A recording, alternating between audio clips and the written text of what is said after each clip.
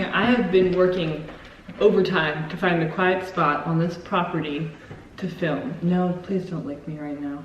Absolutely not. It feels like there's construction happening everywhere, and in my dad's workshop where my room is, they're like welding and drilling constantly. Anyway, so I haven't filmed in a while, but due to some unfortunate events, I've been given a lot of extra time where I'm not working because I can't really work, you know. So basically, I had to do a few things today, so I thought that I would tell you how I broke my arm. I'm gonna, you know what, I'm gonna capitalize off, no, is that the right word? I'm gonna profit off of this. Like, from now on, every title, I broke my arm. Like, pity me, please. No, don't actually, but the hospital bills for this are gonna be atrocious, so subscribe. I'm thinking that I'm going to, what am I gonna do? I have a plan. First things first, I've really been craving mozzarella cheese and tomatoes. I have some mozzarella cheese, so I'm gonna go out in the garden and we're gonna pick some tomatoes so I can eat with it, and then I'm gonna tell you how I broke my arm. We have some corn. For me, I really like corn. Anyway, the tomatoes are over here. Oh, we have raspberry plants too. I'm gonna pick some raspberries. Look at these. Some raspberries. Wow, they're like moving in the wind. Crazy. I'm gonna pick some. Can you guys see me? Oh yeah, you can. Well, I mean, they're a little bit over here out of frame, but you can see me. See, there's a raspberry. There's an Amish buggy going by. Y'all see that? Crazy. These down here are tomato plants. When I was really little, I would get paid 10 cents to pick off these little bugs. Actually, no. We got paid 1 penny. I don't know if you can even see it, but we got paid 1 cent per bug. If we picked off like a nest or a mom that had a nest, we got 10 cents for nests. That's how I bought my first Webkinz.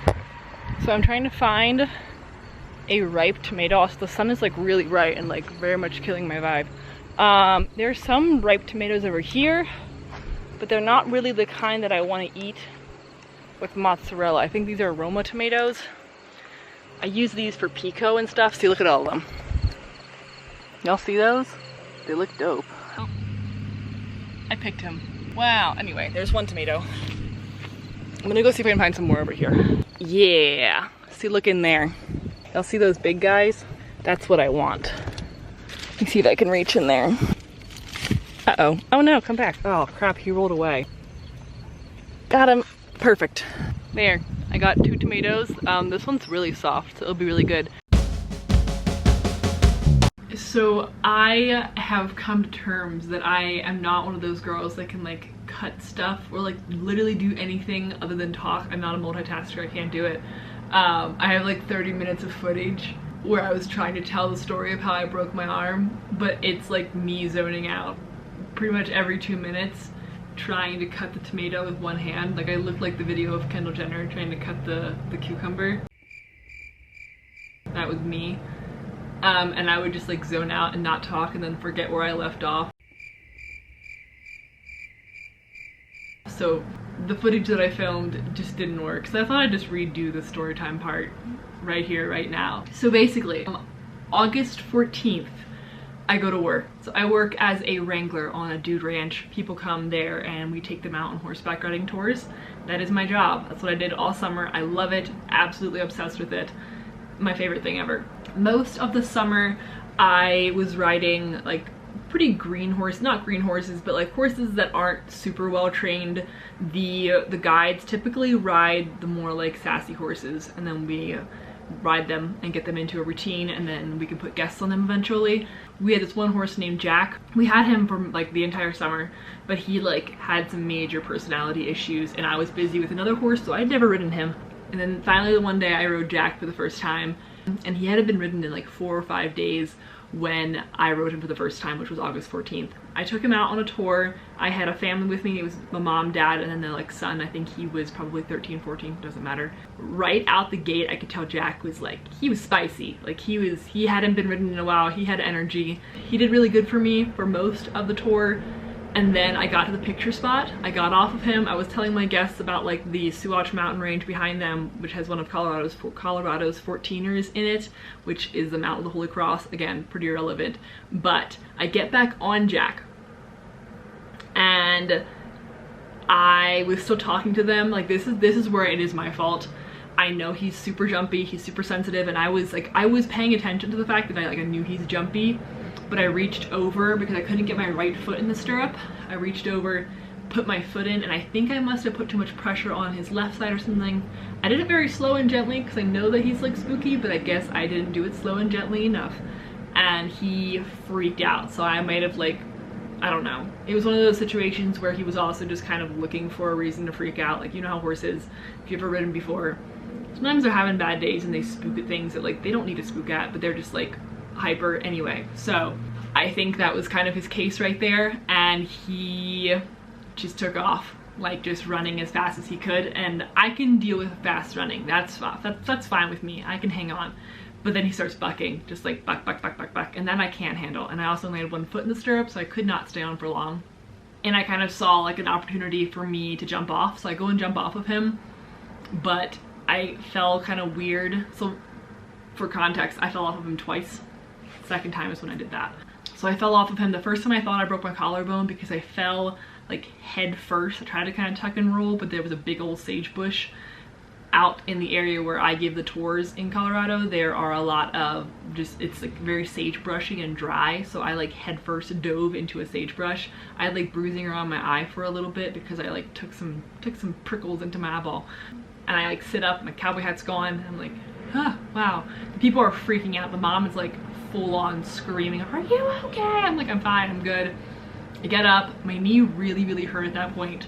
I later found out I had bruising from like here to here. It developed within a couple of hours.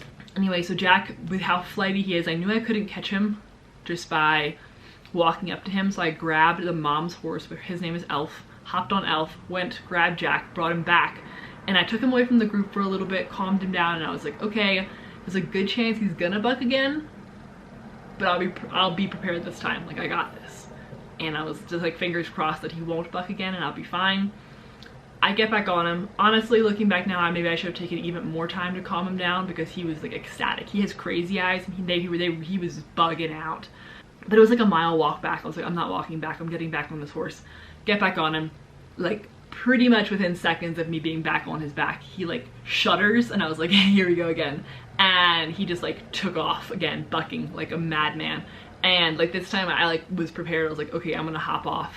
But he started going down a hill and I went to jump off. I was completely fine with like, there was like, the ground was clear where I was planning on jumping off of him.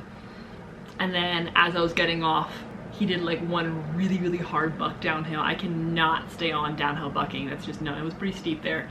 One really hard good buck and it sent me kind of weird, and that's when I landed like right directly on here and I heard my bone snap. This is where it gets gross. I look down at my arm, the bone is just like everywhere, and I'm like, okay. So I grabbed my bone, held it in place right here in the middle, and like it broke. You can see my surgery line. So that's you can't see it all that well, but it's there. So I have a metal plate in my arm right here. But yeah, I grab my arm, I hold it in place, and I say to my guests, I broke my arm, we're walking back, let's go. The mom is freaking. She's like, are you okay? Do you want my horse? I'm like, no, you're not. I'm not having you walk back. I will walk back. I'll follow you guys. So they start walking back. I didn't have my phone because it stayed on the guide pack. Again, something that I did wrong there is I should have kept my phone in my like jeans. Oftentimes if I'm riding a horse that I haven't ridden before that I expect might buck me off, I'll take my phone and I'll stick it in the front of my jeans and like kind of like right in my crotch so it just stays there. Even if I do fall off, it's pretty secure in there because my belt and everything. But I didn't do that because I trusted him a little bit too much. Never trust a horse. Huh. So I didn't have my phone to call back to my manager. So I was like, okay, we're walking back. I followed them. Of course, they're on horses, so they're gonna walk back. They're gonna walk and get back to the ranch faster. They get back there, and the lady, apparently my coworker, then told me that she was freaking out. She was like, I think she's laying back there. She's broken ribs. I don't know where she got that. Well, actually I kind of do. There was one point when I was walking back and I looked down and I see one of the leather split reins that was on Jack laying on the ground. And the things are expensive. So I was like, I'm gonna pick that up. So I like had to like reposition my arm so it wouldn't pop out of place again on my stomach. Also, I had taken my sweatshirt off and wrapped it around my arm as kind of, not my sweatshirt, my flannel, and wrapped it around my arm as kind of like a splint. And I'm like trying not to pass out because I was really dehydrated and hot, and I just walked about a mile, and so I like braced my arm on my belly and reached down. But it took me a little bit. I was like really slow, and I think the lady must have looked back right as I was like almost laying on the ground trying to pick up the split rein, because that's where I would think that she got the idea that I was like dying back there. I was fine. There are these guys that drive these like side-by-sides around the ranch, and they heard the lady yelling, and the guy saw me, and so he came and picked me up, so that they drove me the other like maybe quarter mile, if that, to the ranch. And that was really nice. I didn't have to walk that. And then I go into the office, and my boss and manager wrap up my arm. They made an amazing splint. It was super cool. They took icy pops, so we have a ton of icy pops in our fridge because we like to have icy pops after rides, and it's just nice to have them on hot summer days. And they lined up, they put in like a normal, like a Sam splint thing that was in our medical kit, and then wrapped it in cotton, then put icy pops all the way along my arm, and then wrapped it in more cotton. So I had a really great splint. We got to the hospital and the nurses were like, this is good. This is really good. This is me with my fancy little splint that my boss made me on the way to the hospital. So if you work in any kind of industry like that where you might break your arm, keep icy pops in the fridge. They're great, very helpful. I got surgery pretty fast. They actually ended up then keeping me in the hospital overnight because my surgery ended pretty late. Not my best look, but this is me straight out of surgery, high on oxy, eating a Jello cup and crying. Everything went good. Vail hospital food, delicious. That stuff is so good. And they had like room service for me and everything, so I could be like boop boop boop, and then I just like called them and I was like, French toast please, and then they brought me. It was actually kind of fun. The hospital beds are really uncomfortable though. Did not sleep good. Yeah, I think that's pretty much everything. I had physical therapy for a while because I actually tore, so I broke the one bone and then also tore tendons in here and chipped my wrist.